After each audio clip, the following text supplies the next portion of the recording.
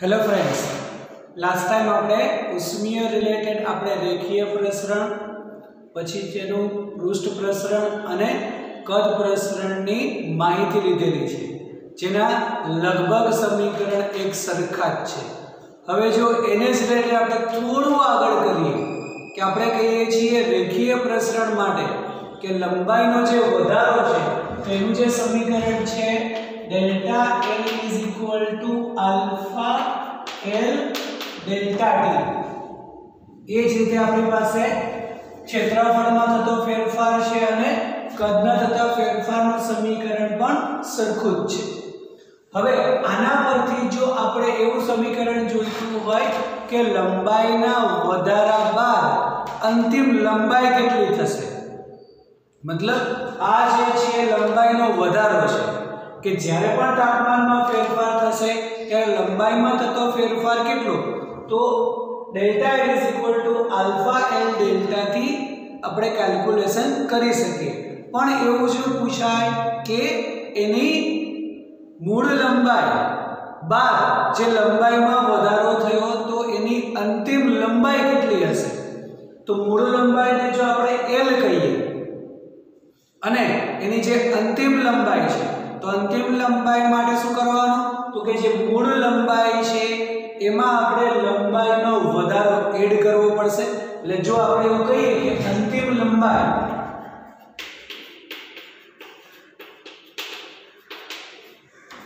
અંતિમ લંબાઈને આપણે L2 કહીએ તો શું કહી શકાય, L પ્લસ ડેલ્ટા L। સમજાય છે કે જે એની મૂળ લંબાઈ છે એમાં આપણે એનો વધારો એડ કરીએ એટલે આપણને તેની અંતિમ લંબાઈ મળે। તો હવે આપણે જે ડેલ્ટા L છે એનું સમીકરણ મૂકીએ આલ્ફા L ડેલ્ટા T। તો એ મુજબ એવું કહી શકાય કે L ને જો આપણે કોમન લઈએ તો 1 પ્લસ આલ્ફા ડેલ્ટા T। તો આ જે છે એની અંતિમ લંબાઈનું સમીકરણ થશે। આ જ રીતે જો હવે આપણે ક્ષેત્રફળ માટે કહીએ કે એનું અંતિમ ક્ષેત્રફળ કેટલું થશે તો આ સ્વરૂપમાં લખી શકાય। એ જ પ્રમાણે અંતિમ કદ કહીએ તો પણ આ સ્વરૂપમાં। એટલે ક્યારેક આપણે સમીકરણનો ડાયરેક્ટ જો આ ઉપયોગ કરવો હોય તો કરી શકાય, અથવા આપણી પાસે મૂળ લંબાઈ હોય એમાં ડેલ્ટા L ની અલગ કેલ્ક્યુલેશન કરો અને પછી એની અંદર આપણે એડ કરી દઈએ તો પણ ચાલે, અથવા અહીંયાથી ડાયરેક્ટ કેલ્ક્યુલેશન કરો કે એની અંતિમ લંબાઈ L * 1 plus alpha delta T। તે જ રીતે કહી શકાય કે તેનું ક્ષેત્રફળ, તો ક્ષેત્રફળ માટે થશે A1 પ્લસ, જો આલ્ફાના સ્વરૂપમાં લખવું હોય તો આપણે કહીએ છીએ 2 આલ્ફા ડેલ્ટા T। ઓકે, અથવા આને આપણે બીટા કહીએ છીએ તો અંતિમ ક્ષેત્રફળ થશે 1 પ્લસ બીટા ડેલ્ટા T। તે જ રીતે જો આપણે એનું અંતિમ કદ કહીએ તો અંતિમ કદ થશે v * 1 પ્લસ, તેમાં આપણે ગામા ડેલ્ટા T કહીએ, કદ પ્રસરણાંક છે, અથવા જો આપણે રેખીય પ્રસરણાંકના સ્વરૂપમાં લખવું હોય તો આપણે કહીએ છીએ 3 આલ્ફા ડેલ્ટા T। એટલે એક સમીકરણ આપણે જો લઈએ તો એના પરના બીજા બે સમીકરણ આપણે લખી શકાય। એટલે અંતિમ કદ અથવા તો અંતિમ ક્ષેત્રફળ કે અંતિમ લંબાઈ માટે ક્યારે આ સમીકરણ લખેલું હોય તો પછી એવું ન લાગવું જોઈએ કે આ સમીકરણ જે છે ક્યાંથી આવ્યું છે અથવા તો કઈ રીતે આપણને મળે, એ જે છે એની કેલ્ક્યુલેશન આપણે ડાયરેક્ટ કરી શકાય। ચલો હવે એના પછીના ટોપિક માટે આપણે કહીએ તો એનો પછીનો ટોપિક છે ઉષ્માધારિતા।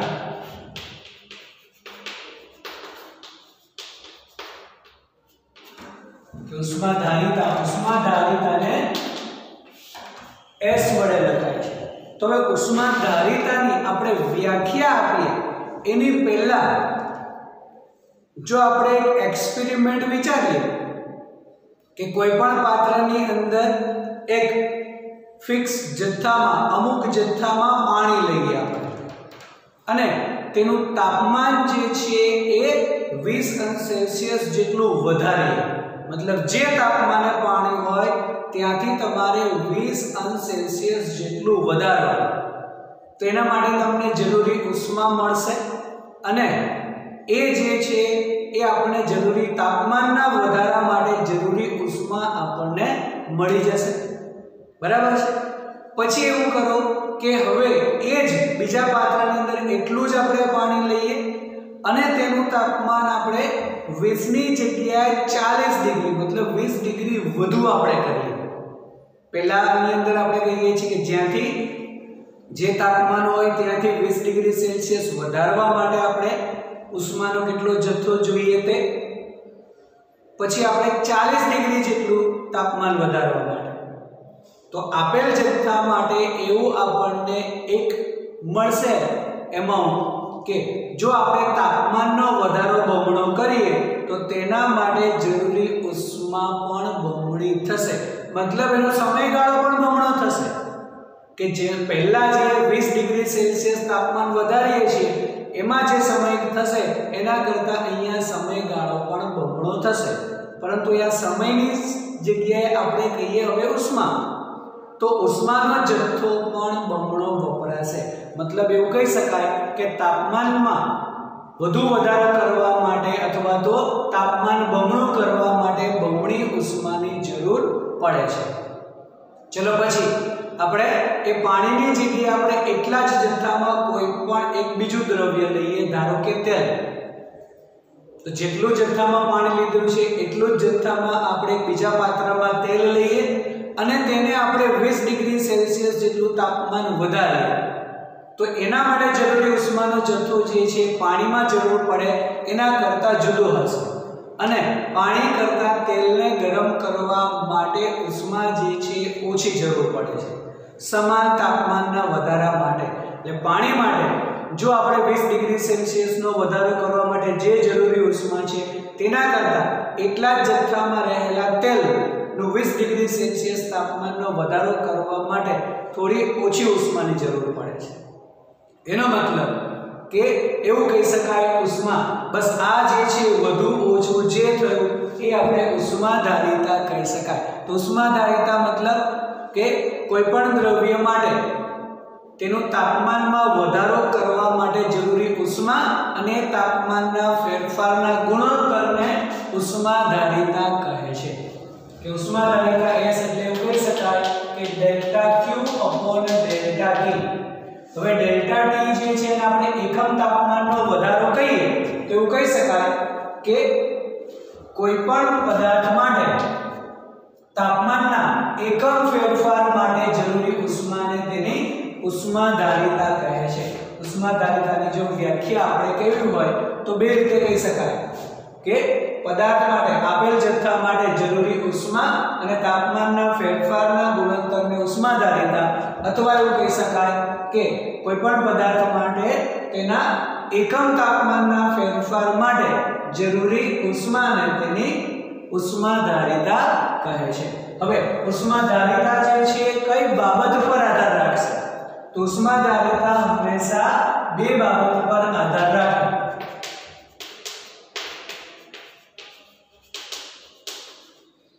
પહેલું, દ્રવ્યના પ્રકાર, કે જુદા જુદા પદાર્થ માટેની ઉષ્માધારિતા જુદી જુદી હોય છે। જે આપણે કીધું કે પાણી અને તેલ, તો એને ફિક્સ એમાઉન્ટમાં આપણે ગરમ કરીએ છીએ અને એના પર તાપમાનના સમાન વધારા માટે ઉષ્મા જુદી જુદી છે। આમ બે બાબત પર આધાર રાખે, પહેલું દ્રવ્યના પ્રકાર અને બીજું તાપમાન ઉપર। હવે અહીંયા આપણે કહીએ કે તાપમાનનો જે ફેરફાર હશે તે મુજબ એની ઉષ્માધારિતા જુદી જુદી થશે અને એના દ્રવ્યના પ્રકાર, એનો મતલબ તાપમાન તો અહીંયા છે, દ્રવ્યના પ્રકાર પર અને દ્રવ્યના જથ્થા પર, જથ્થા પર મતલબ દળ પર, કે ઉષ્માધારિતા બે બાબત પર આધાર રાખે, એક દ્રવ્યનો જથ્થો એટલે કે દળ અને બીજું દ્રવ્યના પ્રકાર પર। એનો મતલબ કે આપણે એક જ એક્ઝામ્પલ લઈએ કે આપણી પાસે કોઈ પણ બે કોઈન છે, બરાબર છે, એક આપણી પાસે એલ્યુમિનિયમનો છે અને બીજો જે છે કોપરનો કોઈન છે. આપણી પાસે બે કોઈન છે, બંનેના દળ સમાન છે. ઓકે, ઉષ્માધારિતા જે છે બે બાબતો પર આધાર રાખે, દ્રવ્યના જથ્થા પર એટલે કે દળ પર અને દ્રવ્યના પ્રકાર પર. ચલો આપણે દળ સમાન લઈએ તો કોઈન આપણી પાસે બે છે, એક એલ્યુમિનિયમ છે, બીજો કોપરનો છે. બંનેના દળ સમાન છે, બંનેને આપણે તાપમાન સમાન વધારવું છે તો બંનેમાં ઉષ્મા જે આપણે આપીએ એ જુદી જુદી થશે. એટલે કે સમાન તાપમાનના વધારા માટે પણ બંને માટે ઉષ્મા જુદી, તેની ઉષ્માધારિતા જુદી હોય. એલ્યુમિનિયમ અને કોપર બંનેને સમાન તાપમાન ગરમ કરવા માટે આપણે જે ઉષ્મા આપીએ એ જુદી જુદી થશે. બંને સમાન ઉષ્માએ સમાન તાપમાને ગરમ થતા નથી. પછી તો એ થયું દ્રવ્યના પ્રકાર. હવે દળના જથ્થા પર આપણી પાસે એલ્યુમિનિયમના જ બે કોઈન છે, એકનું દળ 5 ગ્રામ છે અને બીજાનું 10 ગ્રામ છે. બંનેને આપણે તાપમાનમાં સમાન વધારો કરવો છે તો 10 ગ્રામ માટે વધુ ઉષ્માની જરૂર પડશે, 5 ગ્રામને ઓછી ઉષ્માની. સમાન તાપમાનનો વધારો કરવા માટે એટલે તાપમાનમાં આપણે ફેરફાર સમાન હોય તો પણ ઉષ્માધારિતા જે છે દ્રવ્યના જથ્થા પર આધાર રાખશે. દળ જેટલું વધારે હશે એટલું ઉષ્મા તેનો તાપમાનમાં વધારવા માટે વધુ ઉષ્માની જરૂર પડે છે. ઓકે, એટલે આ બે બાબત ખાસ યાદ રાખો કે ઉષ્માધારિતા જે છે દ્રવ્યના પ્રકાર અને દ્રવ્યના જથ્થા પર આધાર રાખે. હવે ઉષ્માધારિતાનો એકમ, ઉષ્માધારિતાનો એકમ મળી જશે આપણને. ઉષ્મા હંમેશા જૂલ ડિગ્રી સેલ્સિયસ અથવા જૂલ પર કેલ્વિન અથવા જૂલની જગ્યાએ આપણે કેલરી કહી શકીએ તો કેલરી પર ડિગ્રી સેલ્સિયસ અથવા કેલરી પર કેલ્વિન કોઈ પણ લખી શકાય. તો હવે અહીંયા આ જે જૂલ અને કેલરી, તો જૂલ અને કેલરી વચ્ચેનો સંબંધ શું છે કોઈને યાદ કરી લો પહેલા કે જૂલ અને કેલરી વચ્ચેનો સંબંધ શું છે. વિડિયો પોઝ કરી દો અને એક વખત યાદ કરો કે જૂલ અને કેલરી વચ્ચેનો સંબંધ શું છે. હવે આપણે જો અહીંયા આપણે જૂલ અને કેલરી વચ્ચેનો સંબંધ કહીએ તો હંમેશા એવું યાદ રાખો કે 1 કેલરી ઇઝ ઇક્વલ ટુ 4.2. આમ તો 4.18 છે પણ 4.2 જૂલ છે. હવે ક્યારેક એવું પણ યાદ આવશે કે 1 જૂલ એ 4.2 કેલરી થશે કે 1 કેલરી 4.2 જૂલ. એનો મતલબ અહીંયા જે હું રિલેશન લખું ક્યારેક એવું પણ યાદ આવશે કે આ બંનેમાંથી સાચું કયું, 1 કેલરી 4.2 છે કે 1 જૂલ 4.2 કેલરી છે. કેમ કે બંને તો સાચા થશે ને. જો આપણે કેલરીમાંથી જૂલમાં જવું હોય તો ક્યારેક ગુણવું પડશે, ક્યારેક ભાગવું પડશે. જૂલમાંથી કેલરીમાં ગુણવું પડે કે ભાગવું પડે એ કેમ ખબર પડશે. ત્યારે રિલેશન આ સાચો છે કે 1 કેલરી ઇઝ 4.2 જૂલ. હવે આ જે છે એ લાઈફ ટાઈમ કેમ યાદ રહે આપણને? આજે भी નહીં, કાલે भी નહીં, એક્ઝામ ટાઈમે भी નહીં, ટૂંકમાં 11th નું એન્ડ ન થાય, 12th પૂરું ન થાય ત્યાં સુધી તો યાદ રાખવાનું જ છે આપણે કે 1 કેલરી 4.2 જૂલ.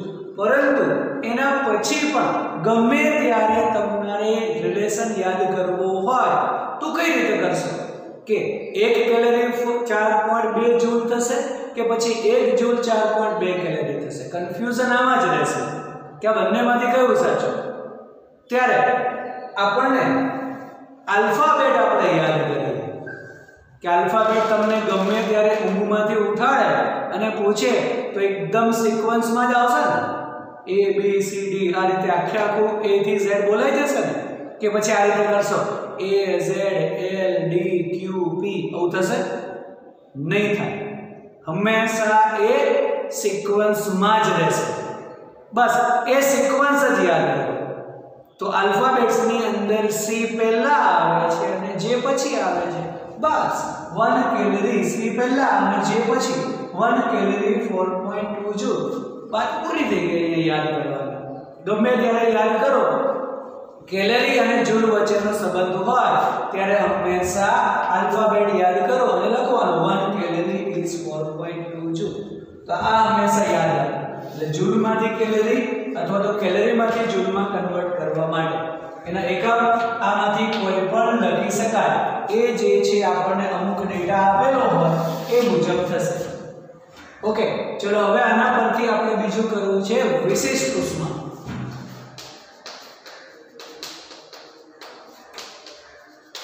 એને વિશિષ્ટ ઉષ્મા પણ કહેવાય અને વિશિષ્ટ ઉષ્માધારિતા પણ કહી શકાય. એક ઉષ્માધારિતા અને બીજું વિશિષ્ટ ઉષ્માધારિતા.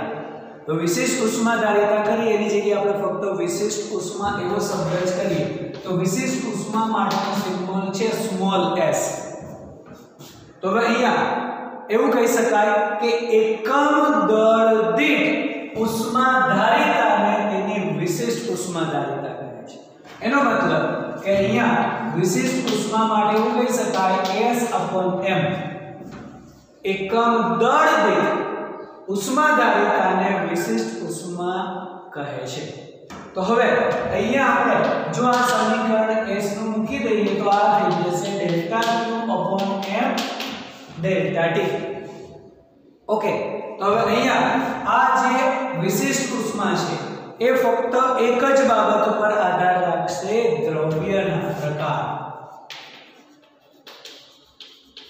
કારણ કે એની અંદર આપણે દળ તો ડિવાઈડ કરી દઈએ છીએ એકમ દળ દીઠ. તો એ ફક્ત અને ફક્ત વિશિષ્ટ ઉષ્મા ફક્ત અને ફક્ત દ્રવ્યના પ્રકાર પર આધાર રાખે છે એવું કહી શકાય. હવે આનો એકમ વિશિષ્ટ ઉષ્માનો એકમ તો આ થઈ જશે જૂલ પર કેજી કેલ્વિન. હવે અહીંયા એક જ લખું છું આ મુજબ જૂલ પર કેલરી પર કેજી કેલ્વિન લખી શકાય, કેલરી પર કેજી ડિગ્રી સેલ્સિયસ લખી શકાય, જૂલ પર કેજી ડિગ્રી સેલ્સિયસ લખી શકાય. કોઈ એક લખવું આના પરથી બીજા મળી જશે. ઓકે, તો એક આપણે લખીએ જૂલ પર કેજી કેલ્વિન. આ પ્રમાણે બીજા જે છે 4 એકમ લખી શકાય.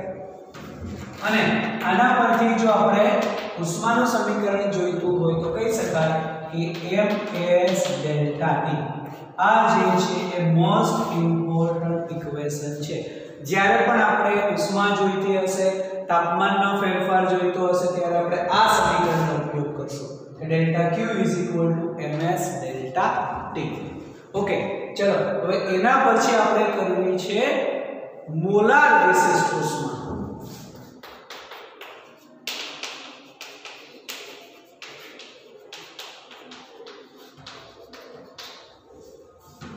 તો મોલાર વિશિષ્ટ ઉષ્માને આપણે C વડે લખીએ છીએ.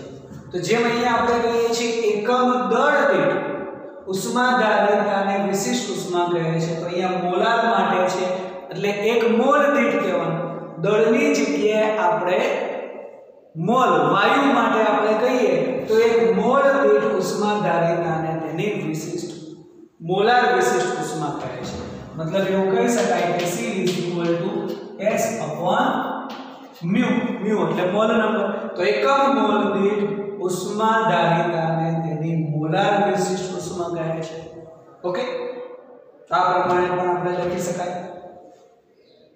હવે આ જે મોલાર વિશિષ્ટ ઉષ્મા છે એમાં આપણે બીજા 2 પ્રકાર કરવા છે કે અચળ દબાણે મોલાર વિશિષ્ટ ઉષ્મા અને અચળ કરે મોલાર વિશિષ્ટ ઉષ્મા.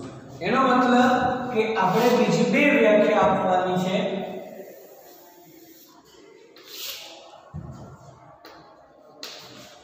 એક આપણે કહીએ Cp. તો Cp મતલબ શું કહી શકાય? અચળ દબાણે મોલાર વિશિષ્ટ ઉષ્મા. અચળ દબાણે મોલાર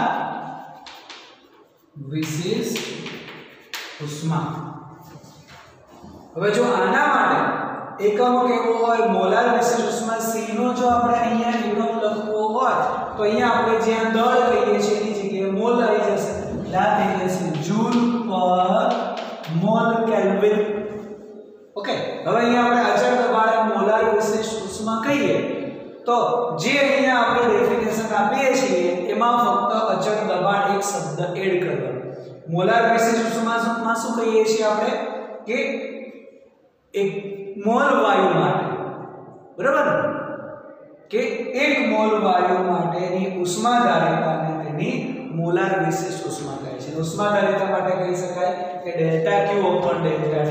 સમીકરણ થશે delta Q upon mu delta T. તો સમીકરણ ડેલ્ટા Q માટે mu into c delta T પણ થઈ જશે. એવું પણ લખી શકાય છે delta Q ms delta T એટલે delta Q mu c delta T. હવે એમાં આપણે એવું કહી શકાય કે 1 મોલ દીઠ એકમ તાપમાનના ફેરફાર માટે જરૂરી ઉષ્માને તેની મોલાર વિશિષ્ટ ઉષ્મા કહે છે. હવે આપણે કહીએ અચળ દબાણે, એવું કહી શકાય અચળ દબાણે 1 મોલ વાયુના તાપમાનમાં એકમ ફેરફાર માટે જરૂરી ઉષ્માને તેની અચળ દબાણે મોલાર વિશિષ્ટ ઉષ્મા કહે છે. બરાબર છે. જો અહીંયા હું લખતો નથી, હવે તમારે લખવાનું કે અચળ દબાણે મોલાર વિશિષ્ટ ઉષ્માની વ્યાખ્યા શું, તો પહેલા જ કહેવાનું અચળ દબાણે 1 મોલ વાયુના તાપમાનના એકમ ફેરફાર માટે જરૂરી ઉષ્માને તેની અચળ દબાણે મોલાર વિશિષ્ટ ઉષ્મા કહે છે. એ જ રીતે આપણે કહીએ CV અચળ કદ માટેની મોલાર વિશિષ્ટ ઉષ્મા. તો અચળ કદે મોલાર વિશિષ્ટ ઉષ્મા એટલે શું, તો બસ અચળ કદે 1 મોલ વાયુના તાપમાનમાં એકમ ફેરફાર માટે જરૂરી ઉષ્માને તેની અચળ કદે મોલાર વિશિષ્ટ ઉષ્મા કહે છે. બરાબર છે. તો આ પ્રમાણે બીજી વ્યાખ્યા પણ આપણે મોલાર વિશિષ્ટ ઉષ્માની અચળ કદ અને અચળ દબાણ માટે કહી શકાય. ઓકે, એટલે સુધી કમ્પ્લીટ કરો પહેલા. હવે અહીંયાથી જો આપણે આગળ કરીએ તો આપણે અલગ એક સાધન માટેની ઇન્ફોર્મેશન લેવાની છે જેને આપણે કહીએ છીએ કેલોરીમીટર.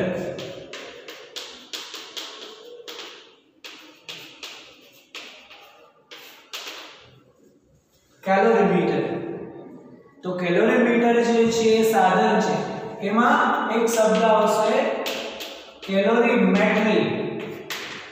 તો કેલોરીમેટ્રી મતલબ તાપમાનનું માપન કહી શકાય.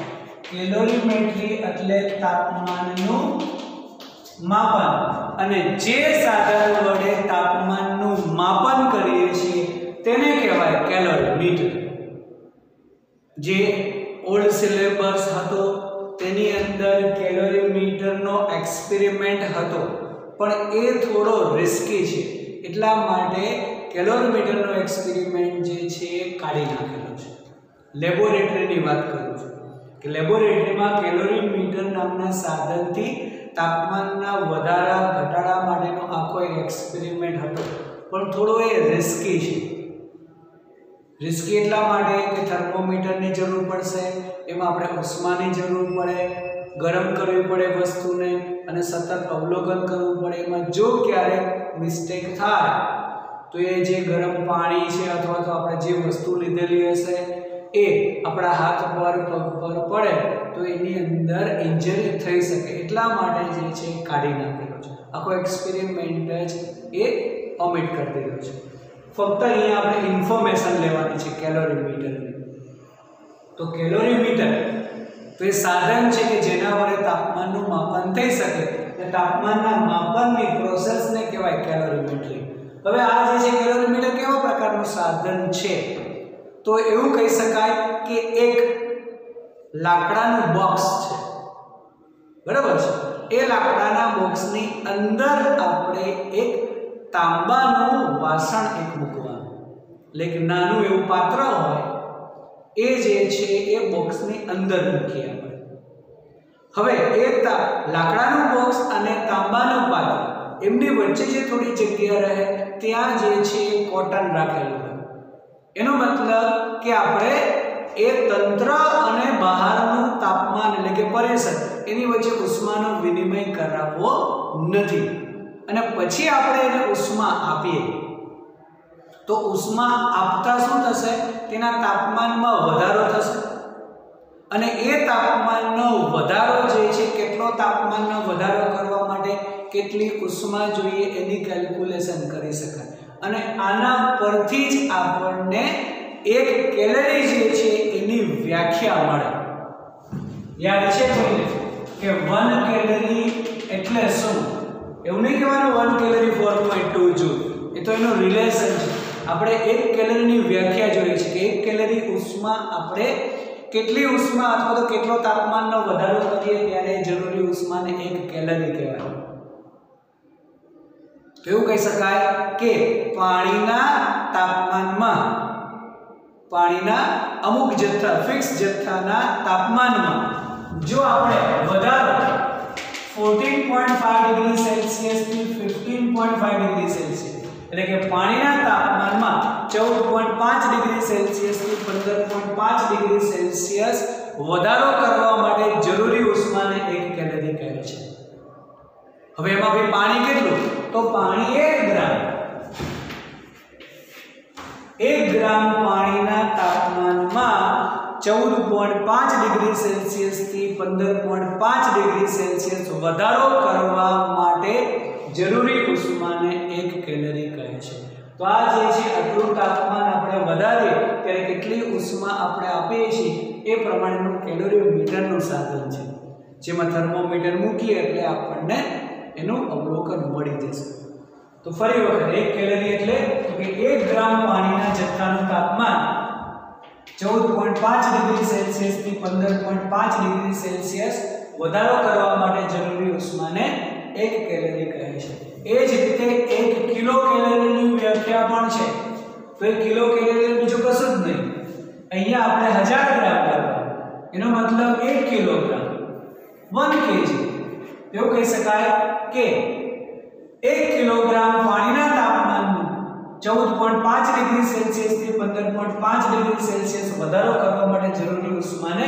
1 કિલો કેલરી કહે છે અને 1 કિલો કેલરીના 1000 ના ભાગને 1 કેલરી પણ કહેવાય બરાબર છે એટલે કોઈ પણ વ્યાખ્યા પૂછે આપણને વ્યાખ્યા આવડવી જોઈએ 1 કિલો કેલરી માટે 1 કિલોગ્રામ પાણી લેવાનું 1 કેલરી માટે 1 ગ્રામ પાણી લેવાનું તાપમાનનો વધારો સરખો જ છે તેને જરૂરી ઉષ્માને આપણે કેલરી અથવા તો કિલો કેલરી કહે છે હવે જ્યારે પણ આપણે કોઈ પણ પદાર્થને ઉષ્મા આપીએ તો ઉષ્મા આપતા બે વસ્તુ થઈ શકે કોઈ પણ પદાર્થને જ્યારે પણ આપણે ઉષ્મા આપીએ ત્યારે બે વસ્તુ થશે એક અવસ્થાનો ફેરફાર થશે અથવા તાપમાનનો ફેરફાર થશે બંને એક સાથે થતા નથી હવે અવસ્થાનો ફેરફાર તો આપણી પાસે પાણીની 3 અવસ્થા છે એટલે કે પદાર્થની 3 અવસ્થા છે ઘન પ્રવાહી અને વાયુ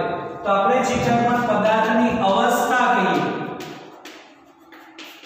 તો આપણે કહીએ છીએ ઘન પ્રવાહી અને વાયુ ઓકે પાણી લઈએ કે બરફ છે ઉષ્મા આપીએ એટલે પાણીમાં રૂપાંતર થશે અને વધુ ઉષ્મા આપીએ એટલે તે વાયુમાં રૂપાંતર થઈ જશે તેનો અવસ્થામાં ફેરફાર થઈ શકે બરાબર છે અને સાથે સાથે તાપમાન પરંતુ એક સાથે બંનેમાં ફેરફાર ન થાય ઉષ્મા આપતા જો તાપમાનમાં વધારો થશે તો અવસ્થામાં ફેરફાર નહીં થાય અને જો અવસ્થામાં ફેરફાર થશે તો તાપમાનમાં ફેરફાર નહીં થાય હવે આનું જો આપણે એક્ઝામ્પલ લઈએ તો એવું કહી શકાય કે ધારો કે કોઈ પણ પાત્રની અંદર તમે બરફના ટુકડા લઈ લો અને આ ઘરે એક્સપેરિમેન્ટ કરવો હોય તો પણ થઈ શકે બસ થર્મોમીટર હોવું જોઈએ તો એક પાત્રની અંદર બરફના ટુકડા લો તો એનું જે તાપમાન છે કેટલું છે બરફનું તાપમાન 0 ડિગ્રી સેલ્સિયસ બરાબર છે હવે એને તમે નીચેથી ઉષ્મા આપો બરાબર છે ધીમે ધીમે એને ઉષ્મા આપો ઉષ્મા આપવાથી શું થશે? બરફ જે છે પીગળશે અને સાથે સાથે તાપમાન પણ નોંધતા જશે. તાપમાન પણ નોંધવાનું. તો જ્યાં સુધી બરફનો એક ટુકડો પણ હાજર હશે આ પાત્રની અંદર ત્યાં સુધી તાપમાન બદલાશે નહીં. અવસ્થામાં ફેરફાર થશે ઘનમાંથી પ્રવાહીમાં.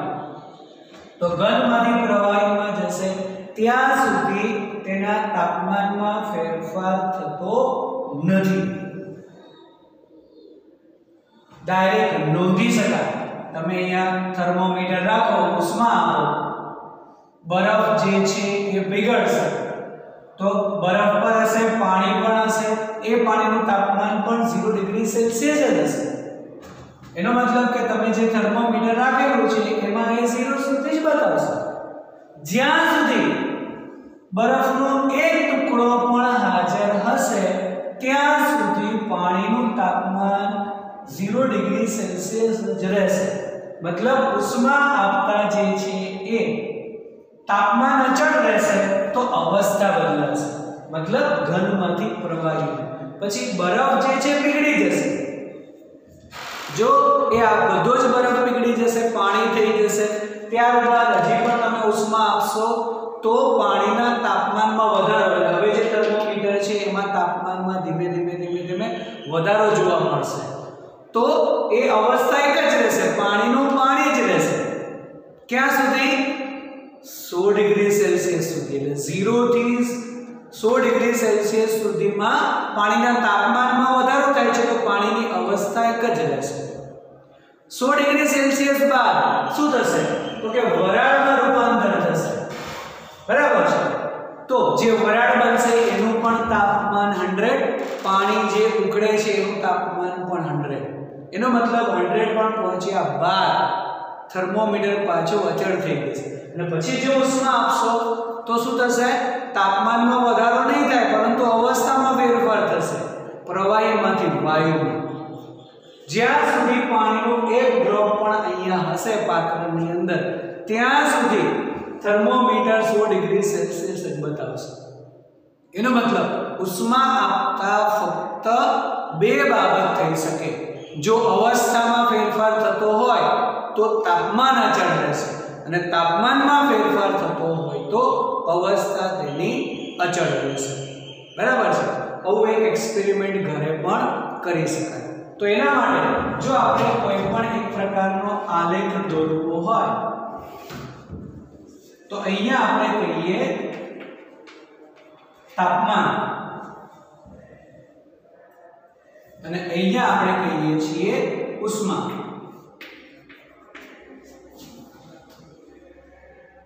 તો હવે અથવા તો આપણે કહીએ એનો અવસ્થાનો ફેરફાર. તો અહીંયા જ્યારે પણ આપણે એને ઉષ્મા આપીએ